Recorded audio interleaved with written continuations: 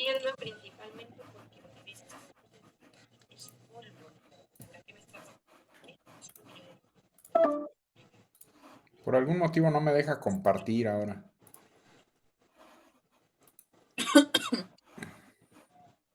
Oye, mi hermana me ha traído aquí ya. Quería hacerte la primera pregunta que hacerme un poco más personal. Escuché que la razón por la cual recurrimos a los aprendizajes es porque nos permite predecir lo que va a pasar y nos da una especie de control sobre nuestro propio.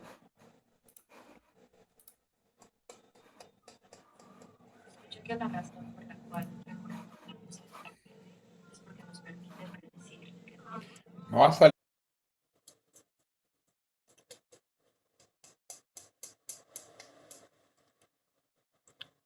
Y previo a eso estábamos viendo los criterios de clasificación, pero ahorita vamos a hablar un poquito acerca de los síntomas clínicos y del diagnóstico. Entonces, ¿cómo hacemos el diagnóstico de lupus? A diferencia de los criterios en donde primero tienen que cumplir un criterio serológico y después cumplir los criterios clínicos, pues el procedimiento que hacemos para el diagnóstico es al revés. Primero nos fijamos en lo que el paciente tiene, en los signos, en los síntomas, en los hallazgos al interrogatorio de la exploración física y después hacemos la serología. Si se fijan en este cartón, en el panel de la izquierda, en el panel azul, ustedes pueden ver que aparecen los signos y síntomas más comunes en lupus eritematoso sistémico. El más común es la artritis. Entonces, como platicaba con algunos de sus compañeros el día de hoy en la rotación, a veces los pacientes son indistinguibles de la artritis reumatoide, sobre todo en etapas iniciales de la enfermedad y con el paso del tiempo, pues empiezan a aparecer otras manifestaciones clínicas de lupus que permiten diferenciar al paciente. Pero la artritis está presente en 2/3 partes de los pacientes con artritis. La artritis está presente en 2/3 partes de los pacientes con lupus desde el principio de la enfermedad, seguido de lesiones cutáneas, entre otras el eritema malar. El eritema malar es un poquito más raro de lo que uno pensaría, 40%. Fiebre, fotosensibilidad de las lesiones en la piel, fenómeno de Raynaud y serositis, o sea, derrames pleurales, pericárdicos, ese tipo de molestias en menor proporción. Y de ahí, pues para abajo, ¿no? La nefropatía lúpica puede estar presente al inicio de la enfermedad, en algunos casos, aquí esto es al inicio de la enfermedad, 16% de los pacientes debutan con nefropatía, pero a lo largo del desarrollo de su enfermedad y de la evolución de su enfermedad, hasta 40% de los pacientes con lupus desarrollan nefropatía. Y con menor frecuencia úlceras orales, manifestaciones neurológicas, trombocitopenia, linfadenopatía, anemia hemolítica, miositis o afección pulmonar, que afortunadamente es muy rara porque tiende a tener una mortalidad muy elevada. Entonces, los datos más comunes son los mucocutáneos y los articulares, así como algunas manifestaciones constitucionales como la fiebre. Una vez que tenemos una historia clínica que nos ofrece síntomas y signos sugestivos de lupus, lo primero que tenemos que hacer es pensar en algunas otras posibilidades. Entonces, fíjense en el panel de la derecha, en el panel rojo. Hay que buscar otras causas que pudieran estar explicando los síntomas. ¿Es alguna otra enfermedad? ¿Es alguna otra enfermedad autoinmune? La artritis reumatoide, por ejemplo. El síndrome de Sjögren o la dermatomiositis puede acompañarse de manifestaciones de este tipo. Escleroderma frecuentemente se asocia a fenómeno de Raynaud. Algunas infecciones pueden simular estos cuadros, la endocarditis bacteriana, la infección por hepatitis viral, parvovirus B19 les puede dar cuadros similares a el lupus en sus etapas iniciales. Hay algunas neoplasias hematológicas que también pueden dar síntomas de fiebre, lesiones en la piel, úlceras en la boca, algunos datos neurológicos, todos estamos obligados a pensar en ellas. La esclerosis múltiple se puede presentar en pacientes que tienen anticuerpos antinucleares, entonces es importante hacer el diagnóstico diferencial, sobre todo si las manifestaciones son neurológicas. El lupus inducido por fármacos, lesiones cutáneas que simulen a las del lupus, la rosácea da un eritema malar que no respeta, que no respeta los surcos nasogenianos, a diferencia del eritema malar de lupus, que sí los respetan, ¿no? Pero sí es importante hacer el diagnóstico diferencial cutáneo. Y la enfermedad de Still, que es más rara. Y la otra cosa que nos ayuda para confirmar o descartar el diagnóstico es la serología. Entonces, los anticuerpos antinucleares se encuentran en prácticamente todos los pacientes con lupus, del 95 al 100%, y en orden decreciente de frecuencia, los anticuerpos DNA de doble cadena, los antinucleosomas, los antihistona, y ya con menor frecuencia algunos otros, ¿no? Pero el estudio que inicialmente le pedimos a todos los pacientes en quienes sospechamos lupus son los anticuerpos antinucleares. ¿Por qué? Porque son los más sensibles y los más específicos. Entonces, acuérdense que sean muy específicos ayuda, pero cuando son sensibles y específicos nos ayuda todavía más porque evitamos tanto falsos positivos como falsos negativos. Entonces, lo que habitualmente le pedimos al paciente al que estamos estudiando por lupus es anticuerpos antinucleares y muy comúnmente también solicitamos anticuerpos anti-DNA de doble cadena. Acuérdense, los anticuerpos antinucleares engloban todos los demás. Entonces, estas de acá abajo son las especificidades de los anticuerpos antinucleares, con excepción de la anticardiolipina y el antibeta 2, que son anticuerpos antifosfolípido. Los pacientes que tienen lupus, una tercera parte de los pacientes con lupus desarrolla anticuerpos antifosfolípido, como las anticardiolipinas, los antibeta 2 o algunos otros, el anticoagulante lúpico. Y la presencia de estos anticuerpos se puede asociar a trombosis repetitivas, arteriales o venosas, o pérdidas gestacionales recurrentes. No sé si tengan alguna duda en esta lámina. Sí, Doc. En el caso de la fiebre, ¿esta qué características tiene? ¿Qué lapso o en qué momento se presenta? ¿Cuánto dura? ¿O cómo? Tiende a ser fiebre de bajo grado, lo que ustedes conocen como febrícula, fiebre de bajo grado persistente. ¿No tiene entonces una característica de algún tiempo en el que aparezca, un momento? No, o sea, como las fiebres cuartanas y eso, no. No, Okay. Casi siempre es febrícula o fiebre de bajo grado. Y sí se presenta de manera persistente. A veces cuando los pacientes tienen más inflamación articular reportan sentirse con más fiebre, pero es indistinto. Ok, Doc, gracias. ¿Alguna otra duda? Bueno, entonces prosigamos.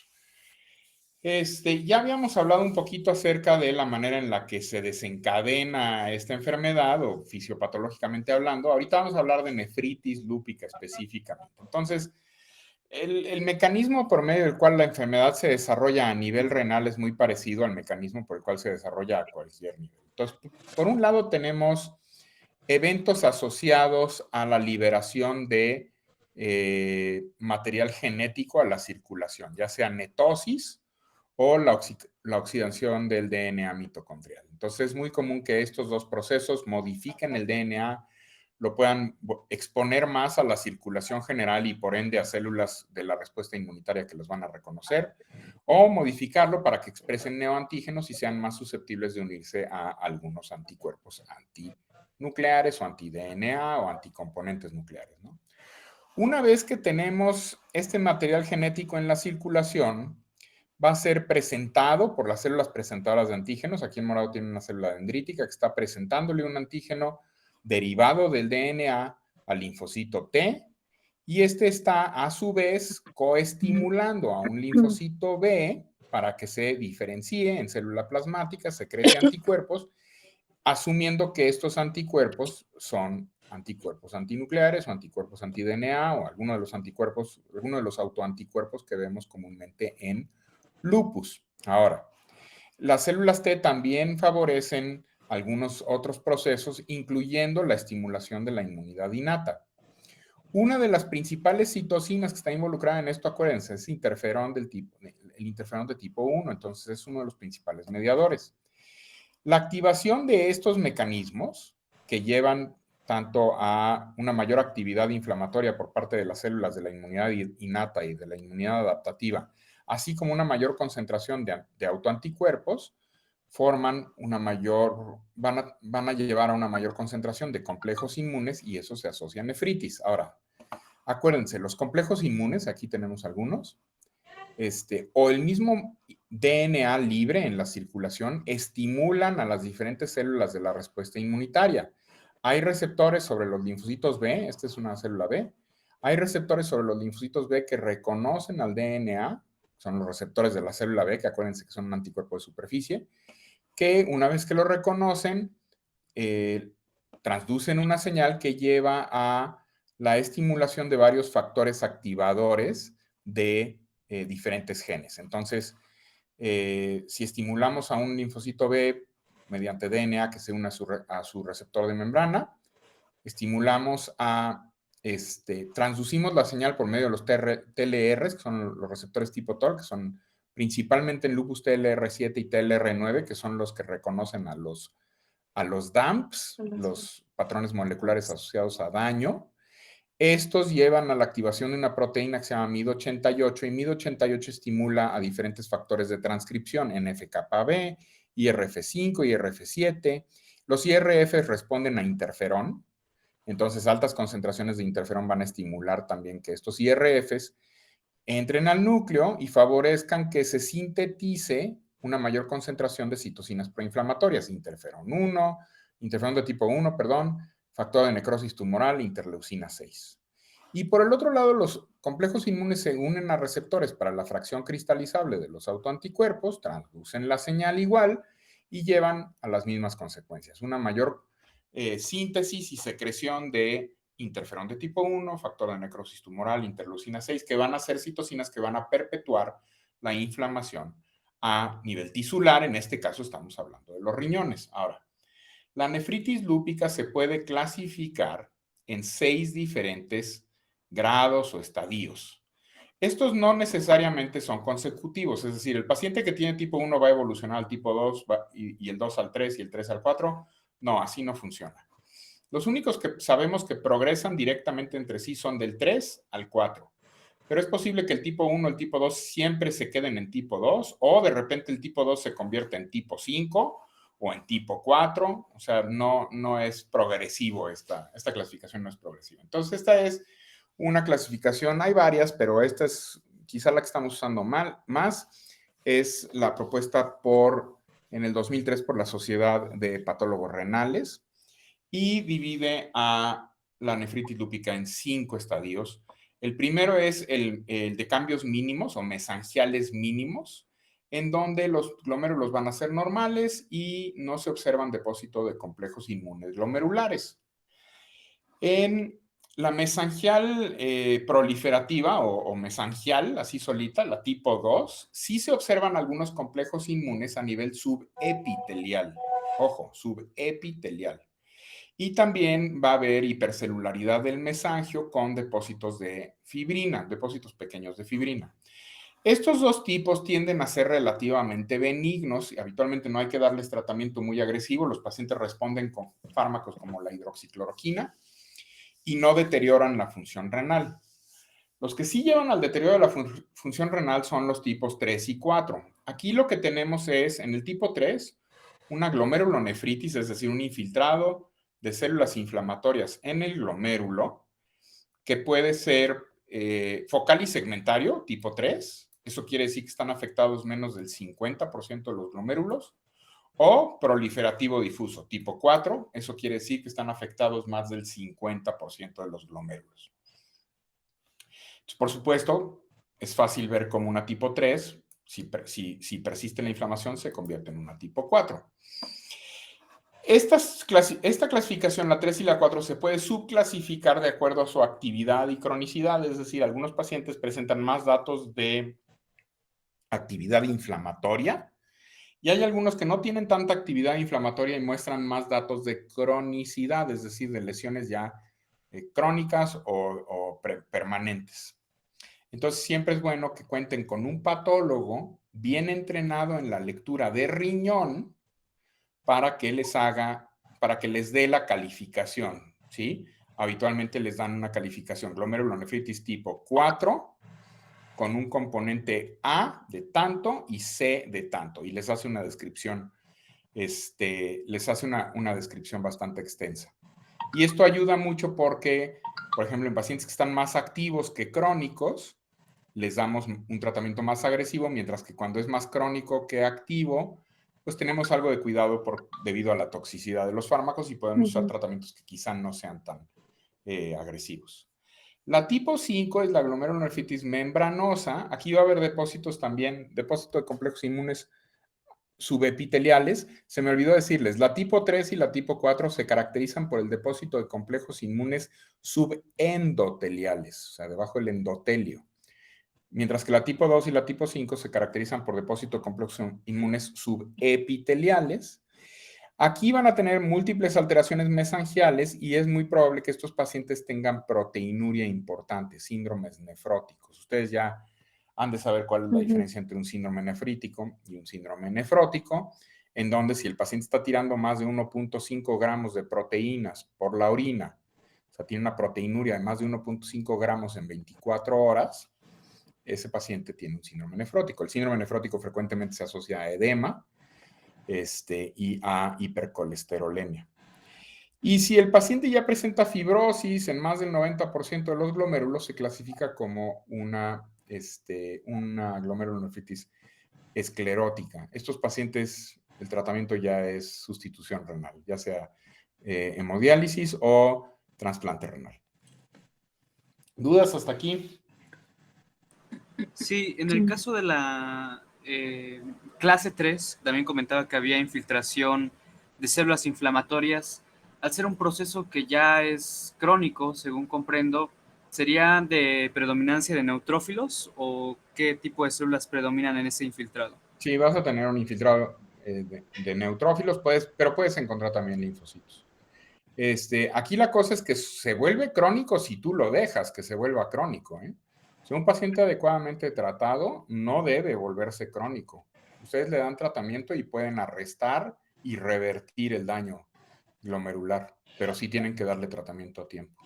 Cuando no se le da tratamiento a tiempo o el cuadro es muy agresivo y no responde a fármacos, entonces sí se torna en algo crónico, pero un paciente adecuadamente tratado tiene buenas posibilidades de que esto no se vuelva crónico. ¿Tienen alguna otra duda en relación a esta? Doc, ¿y en este caso trabajan en conjunto el nefrólogo con el reumatólogo?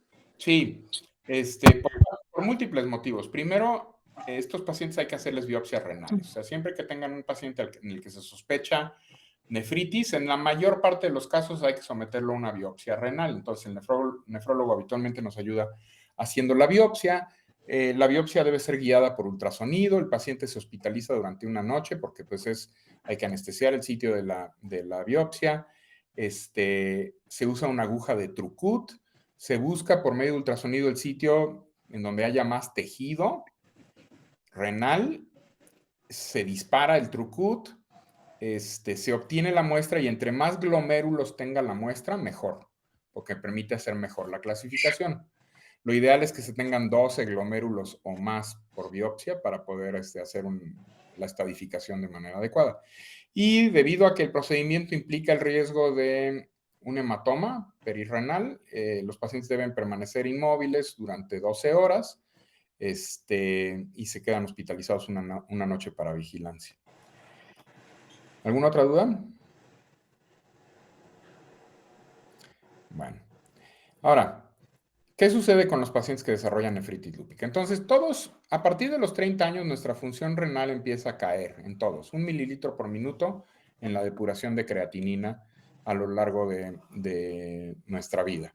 1 mililitro por minuto cada año a partir de los 30 años. Entonces, evidentemente, en un paciente de más de 80 años, pues vamos a encontrar la depuración de creatinina alrededor de los 60. No vamos a encontrar depuraciones de 120 como estamos acostumbrados a ver en gente joven. Es normal que la función renal caiga con el paso de los años.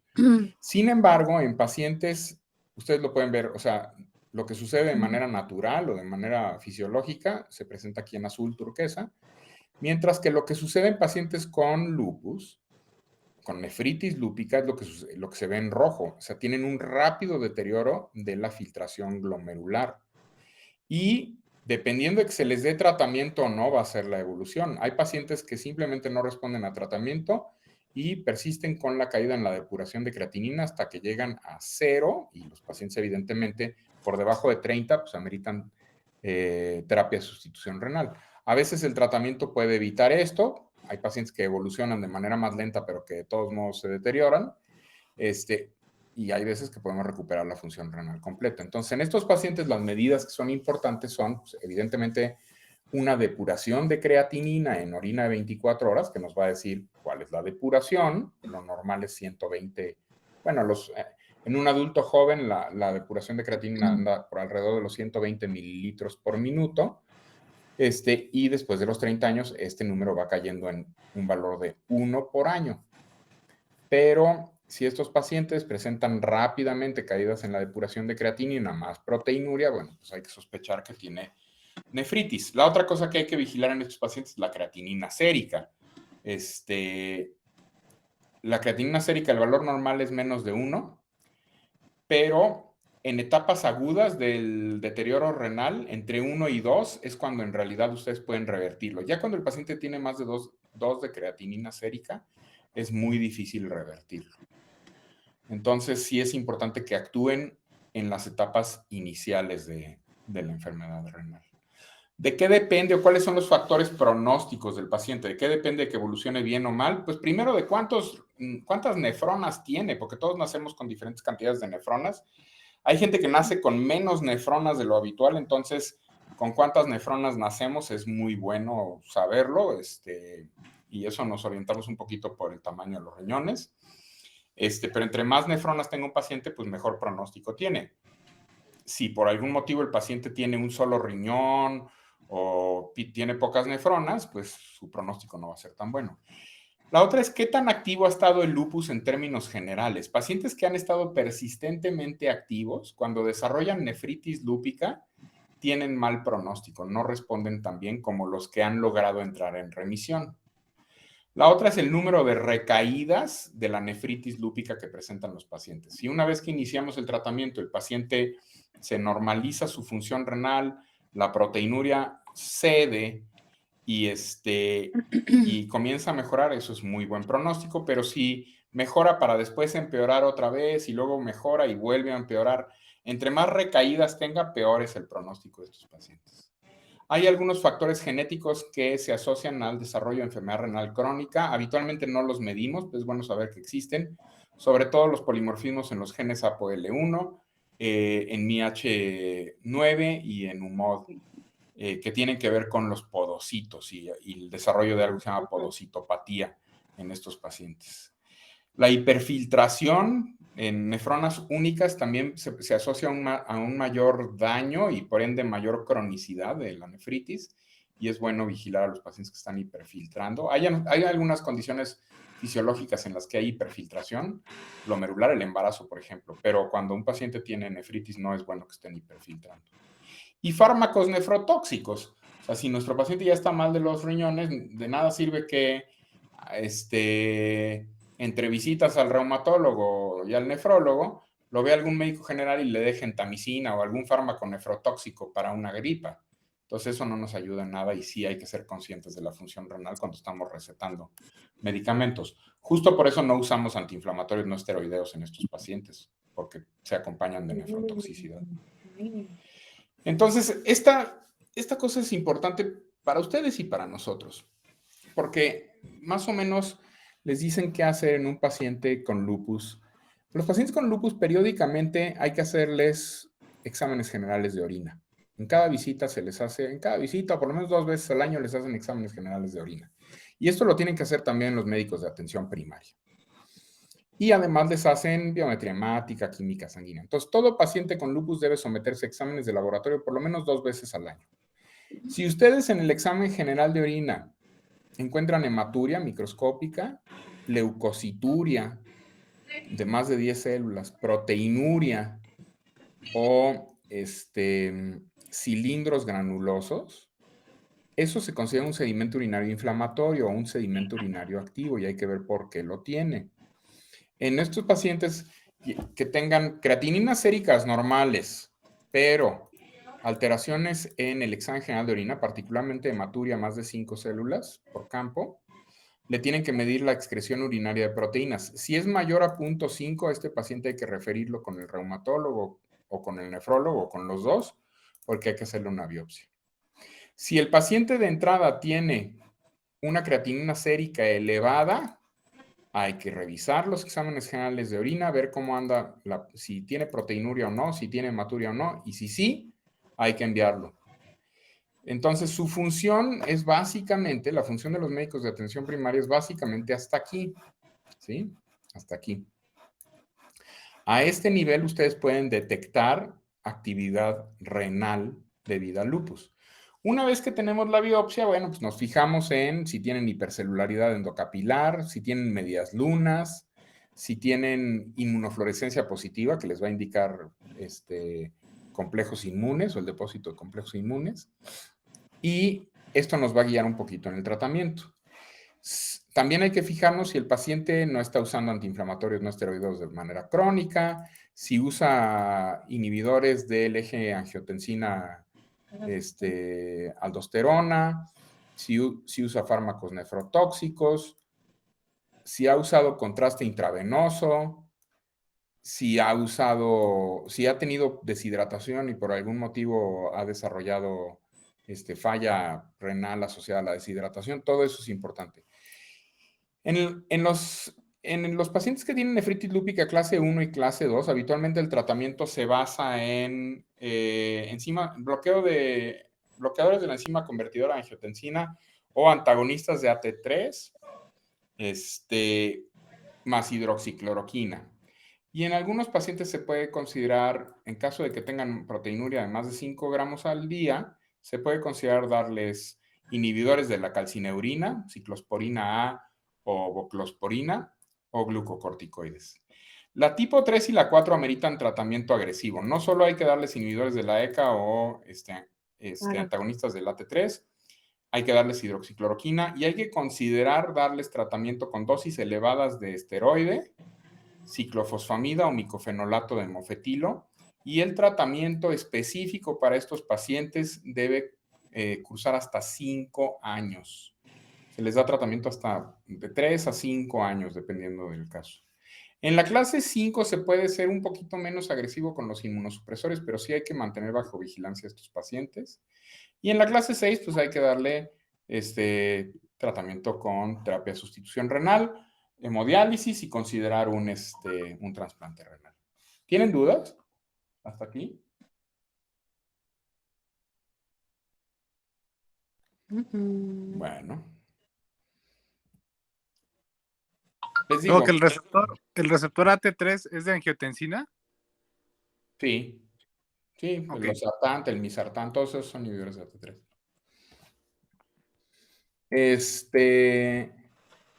Esta es la clasificación de actividad y cronicidad y las cosas en las que los patólogos se fijan para determinar si está más activo o más crónico. Los datos de actividad son proliferación celular, necrosis fibrinoide o cariorrexis, medias lunas celulares, trombos hialinos o en asa de alambre, infiltrado leucocitario y algunas anormalidades tubulointersticiales caracterizadas por infiltrado de células mononucleares. Mientras que los datos de cronicidad son fibrosis o esclerosis, medias lunas fibrosas, fibrosis intersticial y atrofia tubular. Aquí ya no ven tanta hipercelularidad. Entonces, esto es un score que los patólogos nos deben entregar cuando nos entreguen el resultado de la biopsia. A veces a los pacientes les hacemos, cuando no están respondiendo adecuadamente a tratamiento, les hacemos una segunda biopsia para ver si no ha habido cambios. Y esa segunda biopsia arroja muchos datos. La segunda biopsia también se hace con cierta frecuencia en pacientes que están recibiendo fármacos en ensayos clínicos. Se les hace una biopsia antes de iniciar con el fármaco experimental y otra biopsia después de que terminan el ensayo clínico con el fármaco experimental. Hay múltiples inmunosupresores que usamos. El manejo de inmunosupresores lo debe llevar a cabo un especialista. Habitualmente lo hacemos los nefrólogos y los reumatólogos en conjunto. Aquí es donde conviene tener un buen equipo de especialistas, nefrología, reumatología y patología. Habitualmente les damos terapia de inducción durante 3 a 6 meses con dosis altas de glucocorticoides y dependiendo del caso, ciclofosfamida IV o micofenolato de mofetilo. Y el mantenimiento a largo plazo lo hacemos típicamente con micofenolato de mofetilo o azatioprina. Hay algunos casos en los que les damos tacrolimus, perdón, o inhibidores de la calcineurina como la ciclosporina A o la voclosporina. Y hay algunos fármacos nuevos que se están usando en combinación con micofenolato de mofetilo. Entonces hay diferentes esquemas. Hay 3 grandes esquemas que usamos para el tratamiento de estos pacientes. Uno es uno que ha sido propuesto por los institutos de salud de los Estados Unidos desde hace muchísimos años, que es agresivo. Hay otro que lo propuso la Liga Europea en contra del reumatismo y que es menos agresivo y usa fármacos menos tóxicos. Y hay uno que es propuesto por APLAR, que es la Liga Asiática en contra del reumatismo. Los pacientes asiáticos tienen ciertas características que hay que tomar en consideración y ellos son más susceptibles a responder a tacrolimus y fármacos que no usamos convencionalmente en los otros esquemas. Y pues darles antimaláricos, eso pues también ocurre de manera muy común.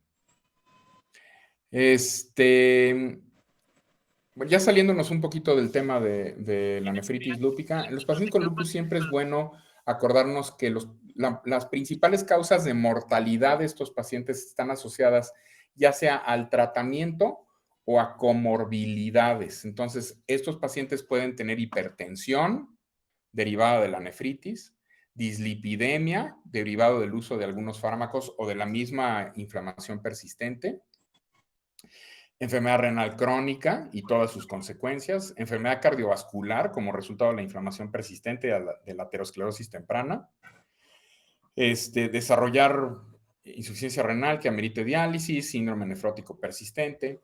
Esas son comorbilidades. Y hay algunos efectos adversos asociados al uso de fármacos. Lo más común, pues, al estar usando inmunosupresores, las infecciones. Cuando usamos esteroide a largo plazo, los pacientes desarrollan complicaciones cardiovasculares, hipertensión, dislipidemia, aterosclerosis acelerada, enfermedad cardiovascular, ese tipo de cosas. Algunos de los fármacos, por ejemplo, la ciclofosfamida produce menopausia precoz porque es tóxica para los ovarios y puede reducir la fertilidad de estos pacientes. Y el uso crónico de esteroides se asocia al desarrollo de osteonecrosis. En los últimos 10 años se han desarrollado una gran cantidad de nuevos fármacos para el tratamiento del lupus. El primer fármaco en ser autorizado para el tratamiento del lupus desde hace más de 40 años fue el belimumab en 2010, pero hay muchos otros que ya están obteniendo aprobación. Actualmente tenemos voclosporina y tenemos otro anticuerpo monoclonal, no me acuerdo del nombre. Pero hay varias alternativas. Muchas veces usamos fármacos fuera de indicación, aunque no estén aprobados para su uso en lupus, los empleamos nosotros porque se justifica debido a la seriedad de la enfermedad. Todo esto es manejo por parte de especialistas. Esto no lo hacen en medicina de atención primaria. Es bueno que sepan que existen, porque es muy común que el médico de atención primaria le dé un pronóstico muy malo a las pacientes con lupus y las haga perder toda esperanza. Es bueno que sepan que existen múltiples tratamientos con muy buenos resultados. Esta es una resonancia magnética de un paciente que recibió esteroide a dosis elevadas y desarrolló osteonecrosis a nivel de la rodilla. Ustedes pueden ver las lesiones aquí necróticas en el hueso con edema perilesional en la resonancia magnética. Y este es otro paciente que desarrolló osteonecrosis en el hombro. Bueno, esto es básicamente hablando de nuevos fármacos, no voy a adentrarme mucho en eso, con que sepan que existen nuevos tratamientos y que los reumatólogos estamos familiarizados con su uso y que estos nuevos tratamientos están disponibles en el ISSSTE, en el IMSS, en SEDENA, o sea, no son cosa de otro planeta ni de otro país, los hay en México, funcionan muy bien, los pacientes los pueden comprar si así lo quisieran, nada más tienen ustedes que saber que existen para que los manden, porque luego los primeros en tirar la toalla son los médicos. Obviamente estos pacientes tienen muchos aspectos de calidad de vida que hay que vigilar, tienden a la depresión con facilidad, se fatigan muy fácilmente, la fatiga es una de las cosas más discapacitantes que estos pacientes presentan y de las cuestiones que más comúnmente se quejan, de lo cansados que los deja la enfermedad, entonces siempre es bueno tomar en consideración eso. Y en estos pacientes ayuda mucho que se integren a grupos de apoyo de pacientes. O sea, aquí en Morelos hay un grupo que se llama Lupus Morelos, que es de puras pacientes que tienen lupus y 2 o 3 pacientes que tienen alguna otra enfermedad autoinmune, pero que les gusta estar ahí. Tienen una página en Facebook. El grupo fue fundado por pacientes con lupus, incluyendo una doctora, que es médico de atención primaria, que tiene lupus. Y prácticamente todos los pacientes con lupus del estado y algunos de algunos otros estados pertenecen al grupo. Y es bueno porque entre ellas se apoyan, o sea, comparten sus experiencias, se explican entre ellas cómo se siente una cosa, cómo se siente la otra. Cuando hace falta medicamento se apoyan para conseguir medicamento. Ya incluso tienen a sus propios proveedores que les venden con descuento a ellas y ellas lo distribuyen entre los pacientes del grupo. Hacen posadas cada año, se juntan para hablar mal de sus reumatólogos, todo lo que hacen los pacientes. Pero sí es un grupo que a nosotros, los médicos, nos resuelve muchos problemas en cuanto a acompañar al paciente, porque pues uno puede saber mucho de lupus, pero no sabe lo que es vivir con lupus. En cambio, este grupo sí le da mucho apoyo emocional a los pacientes en este sentido.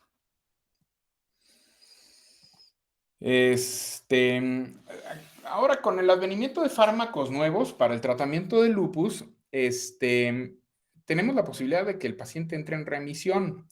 Pero definir remisión en una enfermedad con tantas manifestaciones clínicas y tan distintas es muy complicado. Lo que hacemos es habitualmente una escala de actividad de la enfermedad que se llama SLEDAI, y basados en el SLEDAI y en la cantidad de medicamentos que están usando, decimos que ya alcanzaron la remisión o no. Habitualmente necesitan un SLEDAI de 0 y estar usando dosis mínimas de glucocorticoides e hidroxicloroquina cuando mucho.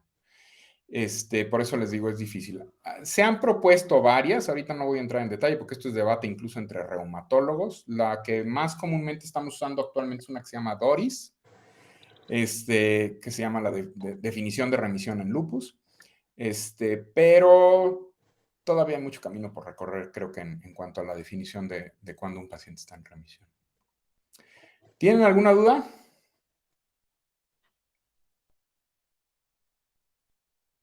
Oiga, Doc, y en todo caso, si el laboratorio de anatomía patológica que está en el Hospital General puede ver esas muestras, esas biopsias, perdón, O sea, las puede ver, sí. o se tienen que mandar a un nefropatólogo. O sea, si tu pregunta es que si la patóloga las puede ver y darme una descripción general, sí puede. Pero cuando yo hago biopsias, se las mando a un patólogo que ya conozco yo, que sé que está entrenado y que además les hace inmunofluorescencia. Siempre que hacen una biopsia renal tienen que guardar parte de la muestra en formol y parte de la muestra en solución fisiológica, porque la que guardan en formol sirve para que la tiñan con hematoxilina y eosina, y la que guardan en solución fisiológica es para la inmunofluorescencia. En el hospital solamente hacen hematoxilina y eosina y a veces rojo congo, pero no hacen inmunofluorescencia. Entonces yo habitualmente, incluso a los pacientes del hospital, les decimos que se la lleven a otro patólogo. Si tienen los recursos, que eso luego es una de las limitantes a la que nos enfrentamos. Pero sí, o sea, siempre es bueno trabajar con un patólogo que se dedique a riñón. Porque los patólogos hospitalarios están muy acostumbrados a ver apéndices, mama, úteros y uno que otro ganglio por ahí. Cosas comunes, pero no no riñones y no autoinmunidad, pues. ¿Dudas? No sé si resolví tu duda. Sí, claro, Doc. ¿Alguna otra duda?